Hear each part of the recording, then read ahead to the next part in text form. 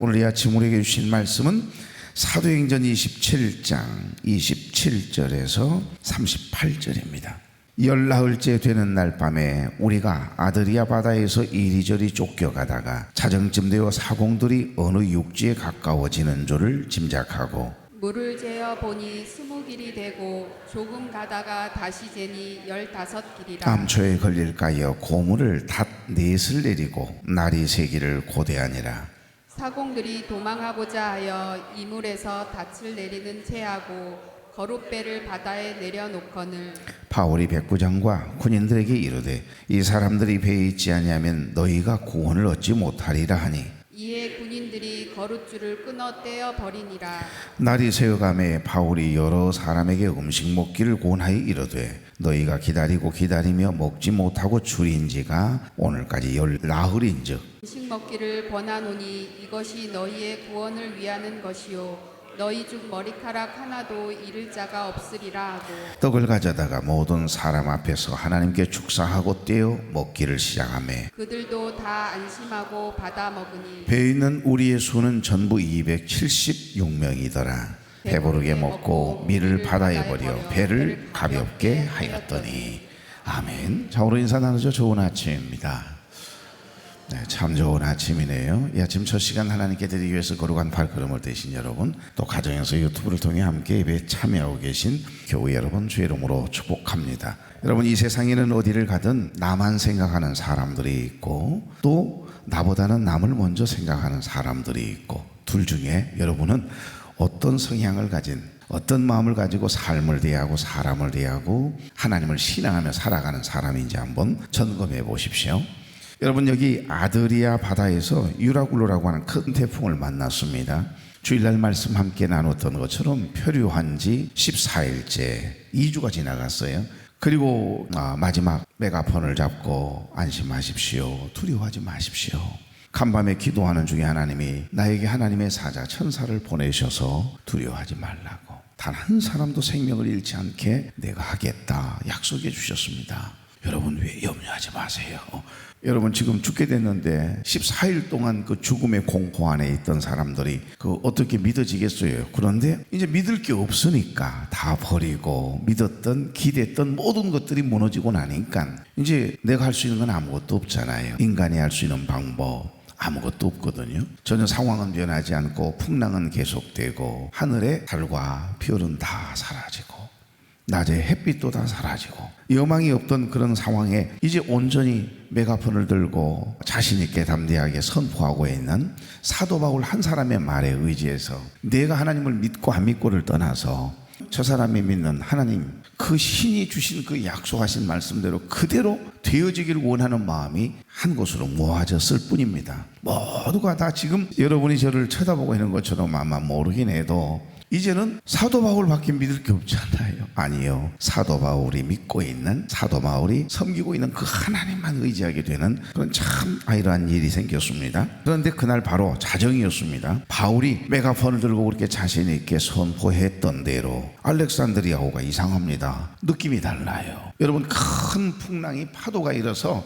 배를 팍팍 치는 소리하고요, 이 곳이라고 그러지 않습니까? 그러니까 그 날카로운 바위나 그 육지에 그냥 팍 하고 찰싸하고 부딪히는 소리가 다르나 봐요. 그러니까 이 바닷길에 뼈가 굵은 사람들은 그 소리로 육지에 가까워져 가고 있구나, 그 파도 소리를 듣나 봐요. 그러니까 육지에 가까워 가고 있음을 이제 서로 느끼는 겁니다. 이렇게 아드리아 바다는 크레데 섬과 멜리데 섬, 그러니까 이탈리아 남부와 그리스 사이에 위치한 바다를 지칭하고 있고요. 이렇게 로마에 압송되던 바울이 탔던 배가 바로 14일 동안 표류하다 말고 도착했던 바로 그 섬이 멜리데 섬이라고 했습니다. 오늘날은 몰타 공화국이라고 하는 말씀 주일 예배 때 잠깐 말씀드렸는데, 제주도의 6분의 1 정도 크기 아주 작은 섬이에요. 근데 지금은 몰타 공화국이라고 하는 나라가 됐어요. 아주 작은 나라겠죠. 그러니까 여러분, 이 몰타 공화국 98%가 가톨릭입니다. 그래서 기독교 국가거든요. 여러분, 파도가 곳에 부딪히는 소리에 육지에 가까워져 가고 있다라고 하는 이 느낌을 받는 순간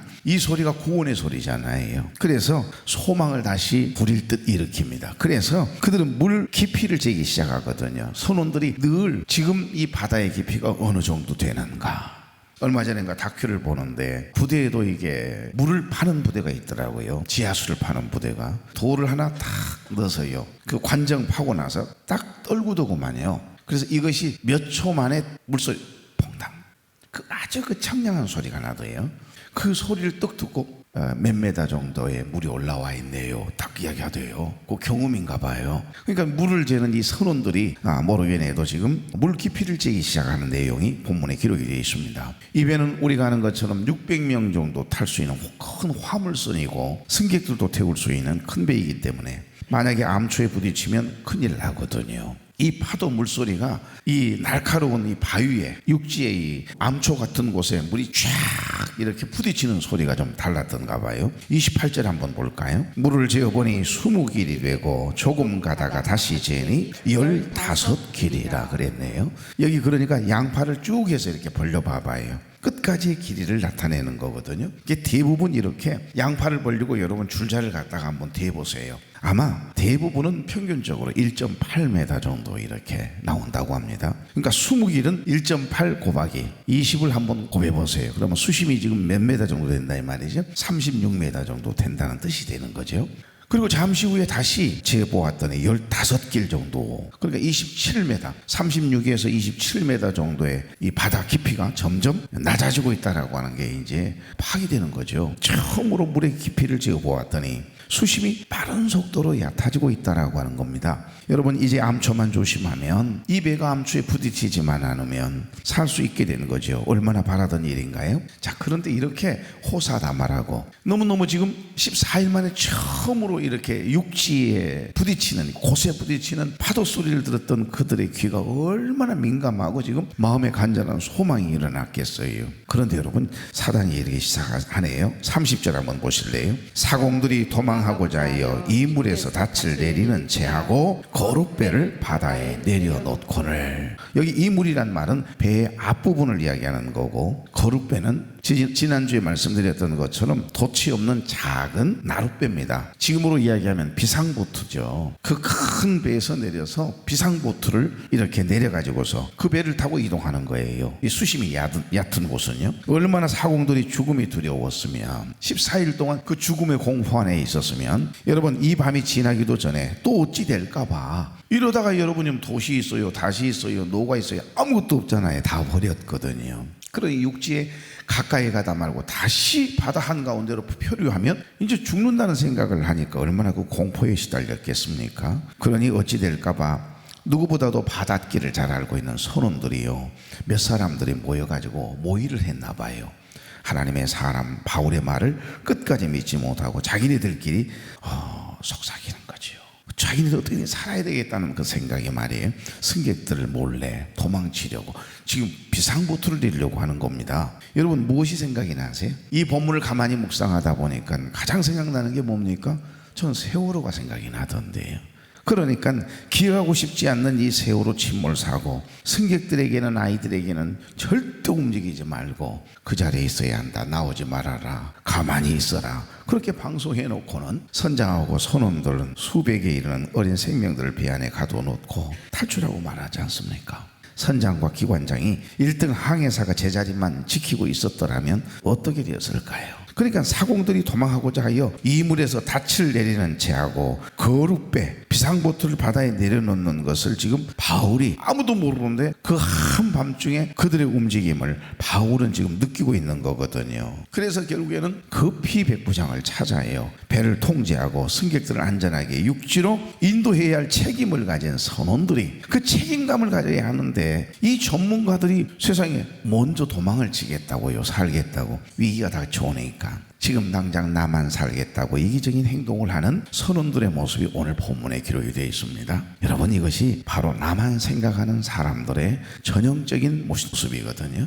이런 모습이 나에게는 없다고 생각하시는가요? 만약에 여러분이 14일 동안 큰 풍랑을 만나가지고 먹지도 못했어요. 14일 동안입니다. 이러다 우리가 죽는 것은 아닌가, 그 불안함 속에 확 사로잡혀 있는데 지금 무슨 이성이, 도덕이, 인간적인 생각이 들어가겠어요? 가만히 이 말씀을 묵상해 보면, 심리학적으로 분석해 봐도 이런 심리적인 생존 기제는 여러분 누구에게든지 다가올 수 있다라고 이해되는 부분은 없지 않아 있습니다. 여러분 14일 동안 이어진 폭풍 속에서 사공들은 극심한 생존 위협을 겪었을 게고, 그래서 대부분의 인간은요 이런 어떤 공포, 죽음의 공포, 이 트라우마가 생기면요 굉장히 불안해지거든요. 목사 할아버지라도 어렵습니다. 저도 이게 임플란트 한다고 이 이를 2개를 이제 빼고는 그 솜을 넣더라고요. 그러더니 순간 이렇게 그 뭐라고 그럴까요? 심기 전에 뭘 이렇게 딱 씹어 넣는데 순간 숨이 막히는 거 있잖아요.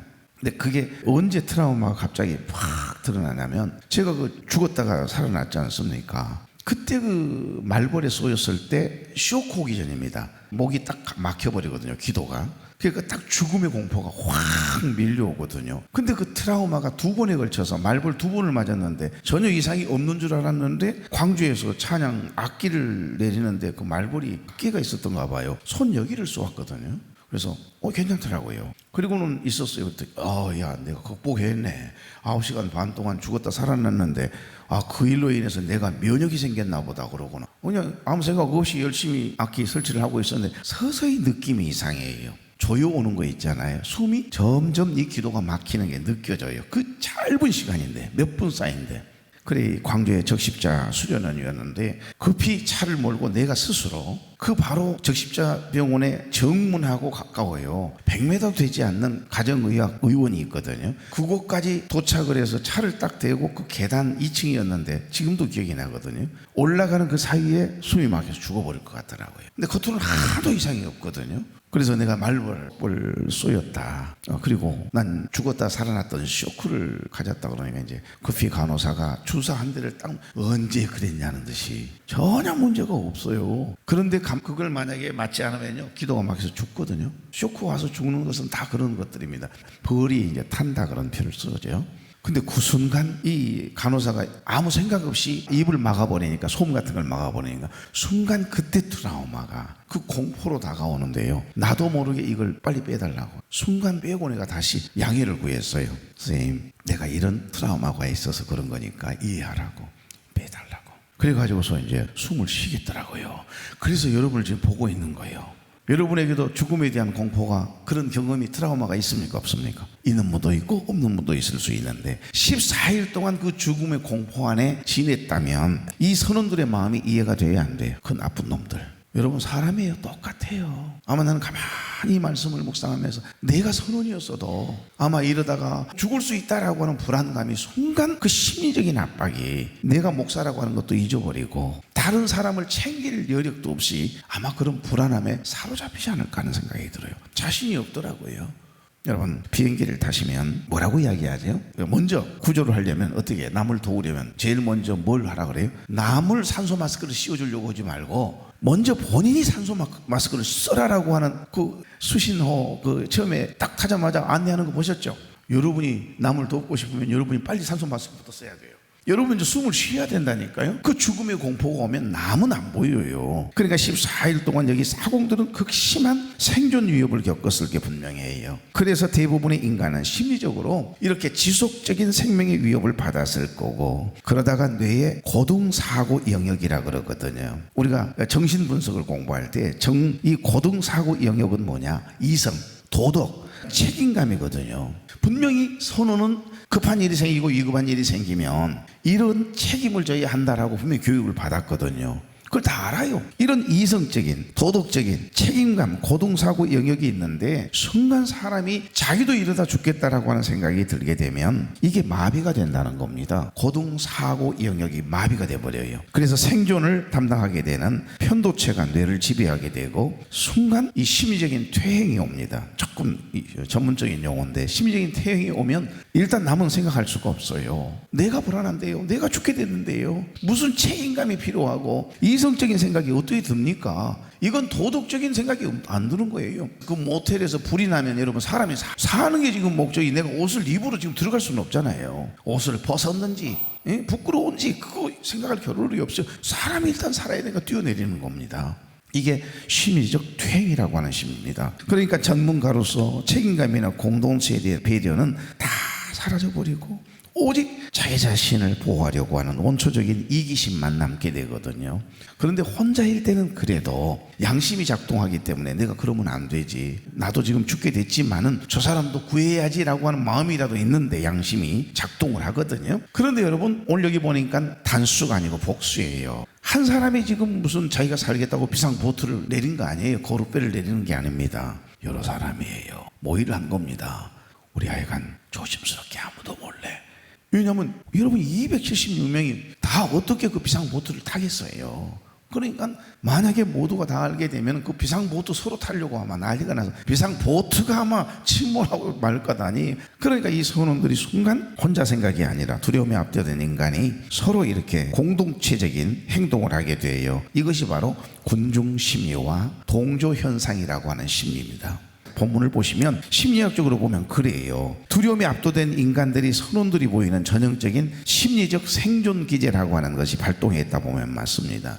단수가 아니고 사공들이 복수죠. 그러니까 사공들이 도망치려 할 때 혼자 움직이지 않습니다. 그들은 모의를 합니다. 함께 움직이고 있네요. 이런 위기 상황에 인간은 불안을 해소하기 위해서 주변 사람들의 행동을 맹목적으로 따르는 동조 현상 심리가요, 우리 안에 작동하거든요. 그래서 죄를 지을 때 혼자 지을 때는 양심이라도 작동하면 그래도 돌아설 기회가 있거든요. 그런데 함께 잘못된 행동을 하고 잘못된 말을 하고 잘못된 삶을 살아가는 사람들은요, 그 양심의 짐이 훨씬 가벼워지나 봐요. 그래서 동조 현상을 일으키고 같이 범죄를 일으키거든요. 남들도 다 자기 살 길 찾는데 뭐 나만 착한 척하다가 나만 죽을 수 있다라고 하는 이 불안 심리가 이기적인 행동을 정당화시켜요. 그 마음이 점점 확산되게 되면 한 사람 두 사람 모여들기 시작하거든요.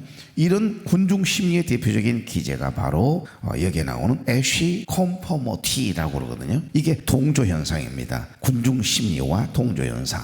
오늘 여기 선원들의 모습은 바로 그거거든요. 내일 아침에 보면 또 다른 일이 벌어지거든요. 이제는 아예 간수들이 자기네들만 생각하고 죄인들을 다 죽이려고 하는 동조 현상이 나타나요. 오늘 이 본문과 내일 아침 본문을 가만히 묵상해 보면 우리도 언제든지 그럴 수 있겠다라고 생각할 만큼 극한 상황에 도달하게 되면, 죽음에 대한 두려움이 엄습해 오면 내 이성이, 내 이 윤리 도덕적인 생각이, 그리고 책임감이 순간 사라져 버립니다.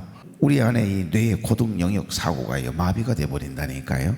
그래서 이런 현상이 나타나는 거예요. 평소에는 드러나지 않았던 이기심이, 나만 살려고 하는 생각이, 나의 생명과 이익이 위협되는 위기의 순간이 오면 그대로 그 민낯을 드러내는 심리, 바로 이게 동조현상 심리거든요. 군중심리. 여러분, 오늘 우리가 심리학적으로 사공들의 행동을 이해할 수 있는 것처럼 사실 우리 안에도 위기의 순간이 오면 하나님을 신뢰했던 믿음은 온데간데 없이 사라지고요, 순간 하나님을 신뢰하기보다도 내 자아와 생존을 먼저 챙기는 죄의 본능이 고개를 턱하니 들 수밖에 없는 연약함이 우리에게 있다라고 하는 것을 깨닫는 아침 되기를 바랍니다. 자, 그렇다면 어떻게 해야 되는 거죠? 하나님의 은혜가 아니면 안 된다는 거예요.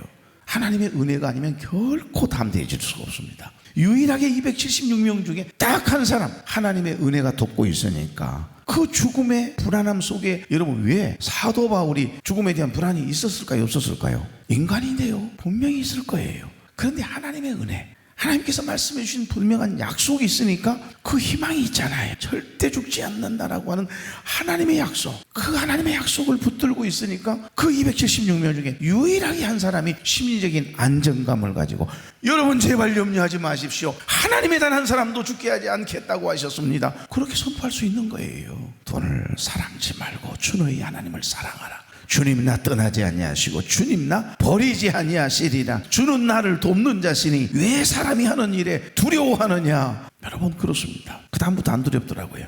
매를 맞아도 안 두렵더라고요. 순간은 아프지요. 왜 공포가 없겠어요. 그런데 그거 아무것도 아니라는 생각이 있어요. 하나님이 나와 함께 하신다는데요, 나를 떠나지 않겠다고 약속해 주셨는데요. 그러니까 여러분, 우리도 그럴 수 있다라고 하는 거, 오늘 무조건 그 사람을 저 선원들, 못돼 먹은 놈들 저주하고 할 것이 아니에요. 나는 이 말씀을 묵상하면서 세월호 선원들이나 선장들이나 항해사들이 이해가 되더라고요. 너무 짠하더라고요. 순간 이성을 잃었을 것 아니겠어요. 책임감이 마비돼 버린 겁니다. 본인이 어떻게 할 수 없는 영역이에요. 고등사고 영역이 마비돼 버린 겁니다. 그렇게 생각하면 저들도 어찌 보면 참으로 불쌍한 영혼들이 아닌가요? 그 가족은 죄인된 심정으로 살 것 아니겠어요? 여러분, 그래서 깨닫습니다. 인생의 무서운 풍랑이 우리에게 덮칠 때 사도 바울의 평안함을 유지하려면 어떻게 해야 된다? 오직 예수 그리스도의 십자가, 그 주님의 십자가의 은혜만을 의지해야 하는 존재임을 우리에게 깨닫게 하시네요. 자, 다시 한번 30절부터 32절 읽어볼까요? 사공들이 도망하고자 하여 이 물에서 닻을 내리는 채하고 거룩배를 바다에 내려놓고는 31절. 바울이 백부장과 군인들에게 이르되 이 사람들이 배에 있지 아니하면 내가 너희가 구원을 얻지 못하리라니 이에 군인들이 거룻줄을 끊어떼어 버리니라. 아멘. 사도 바울은 백부장에게 사공들이 배에 있지 않으면, 만약에 도망을 치면 여기에 있는 276명 모두 죽습니다, 이 말이거든요. 그러니까 백부장 율리오는 군인들을 시켜서 사공들의 거룻줄을 끊어버리도록 지시를 하게 됐고, 어디를 가든지 여러분 이런 사람들 때문에 모든 사람들의 생명이 안전이 위협받을 때가 있는 거죠. 함께하는 모두를 생각하지 못하고 오직 나만 생각하는 사람들 때문에 공동체가 큰 어려움을 만나는 일들은 늘 우리가 인생을 살다 보면 종종 경험하게 됩니다. 그리고 난 다음 바울의 행동을 보실래요? 여러분, 제발 안심하십시오. 우리 276명 단 한 사람도 죽지 않습니다. 제 말을 믿으십시오. 아니요, 내가 믿는 하나님을 믿으십시오, 이 말이죠. 다시 안심을 시킨 후에 마지막 남은 떡을 가져다가요, 모든 사람 앞에 하나님께 축사하고 음식을 배부르게 먹도록 하거든요. 지금 14일 만에 음식을 떼는 거예요. 왜요? 음식 해 먹고 그 무게마저 줄여야 되니까. 왜? 배가 지금 무겁잖아요. 그래서 조금이라도 암초에 부딪히면 파손될 위험이 있으니까. 그래서 모든 양식을 바다에 던지기 위해서입니다. 그래서 꼭 성찬식을 생각하게 만드는 그런 내용이 나오네요. 자, 여기 33절부터 37절 묵상하고 마치죠. 날이 새어가매 바울이 여러 사람에게 음식 먹기를 권하여 이르되 너희가 기다리고 기다림에 먹지 못하고 줄인 지가 오늘까지 열나흘인즉. 34절. 음식 먹기를 권하노니 이것이 너희의 구원을 위하는 것이요 너희 중 머리카락 하나도 잃을 자가 없으리라 하고 떡을 가져다가 모든 사람 앞에서 하나님께 축사하고 떼어 먹기를 시작하며. 36절. 그들도 다 안심하고 받아 먹으니 배에 있는 우리의 수는 전부 276명이더라. 아멘. 14일 동안 한 사람도 죽지 않았어요.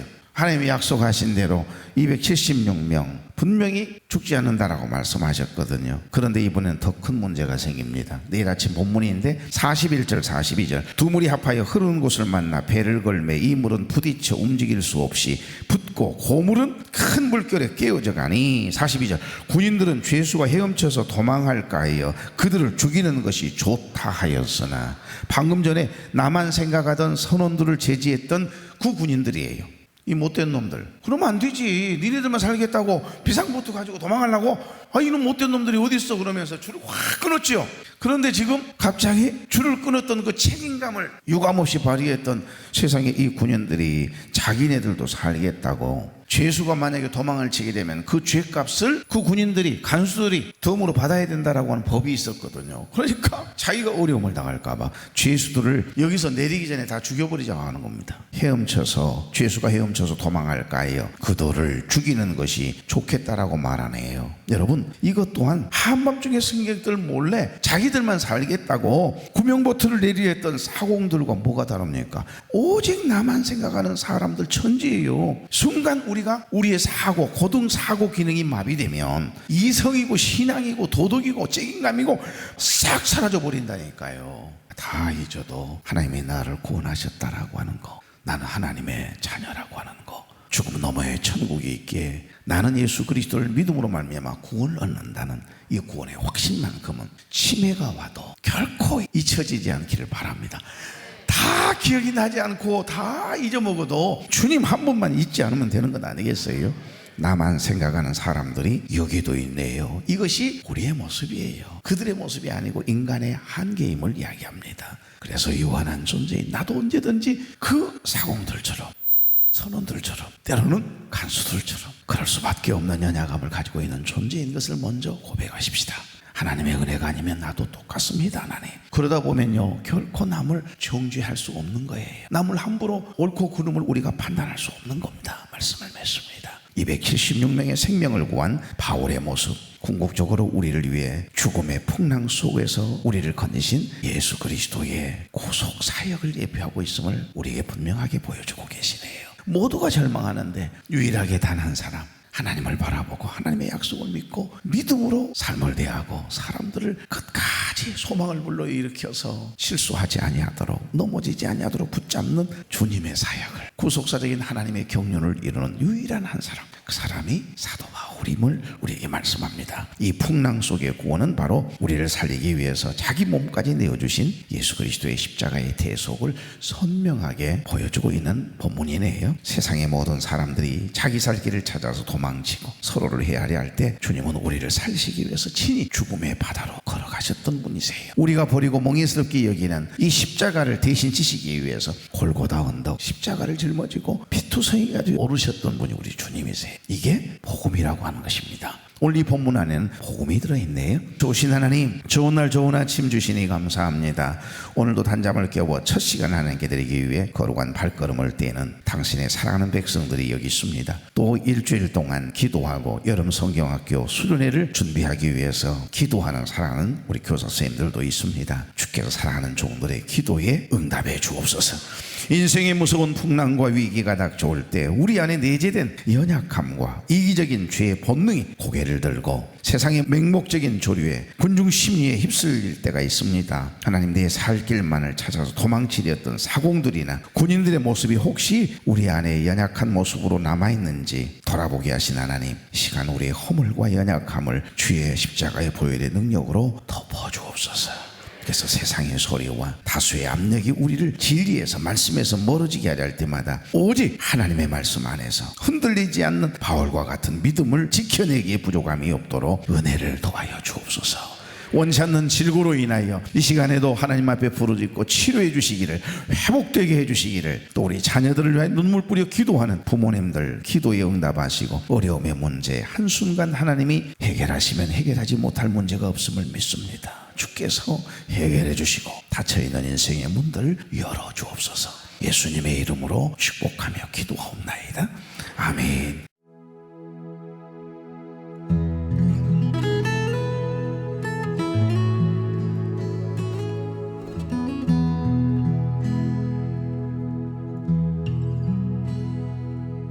내가 너를 얼마나 사랑하는지 너는 아느냐.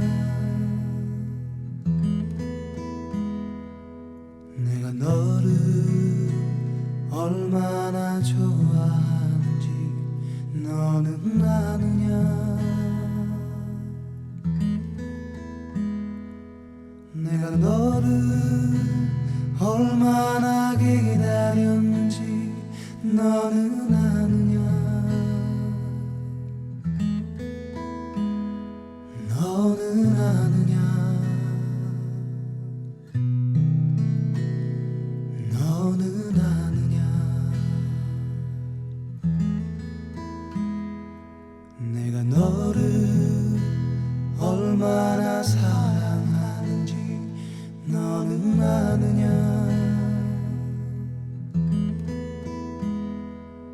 내가 너를 얼마나 좋아하는지 너는 아느냐.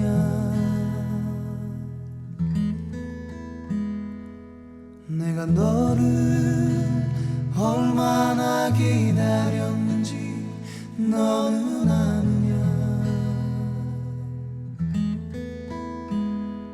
너는 아느냐. 너는 아느냐.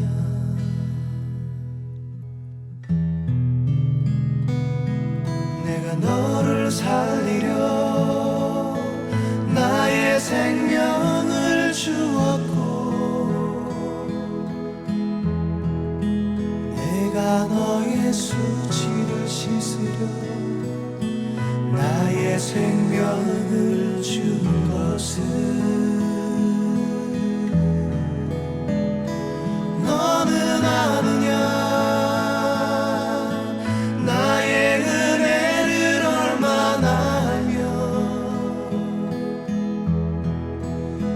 사랑의 노래를 너는 아느냐.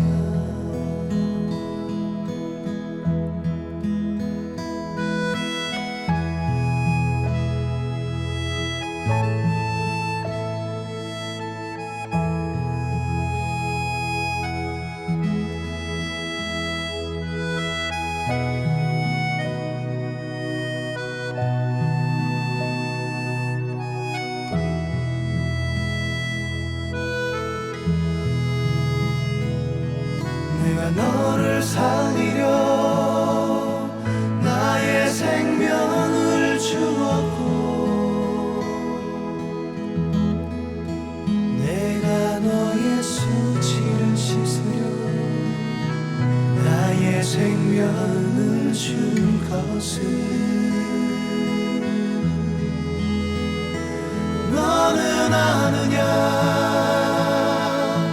나의 은혜를 얼마나 알며 내 사랑의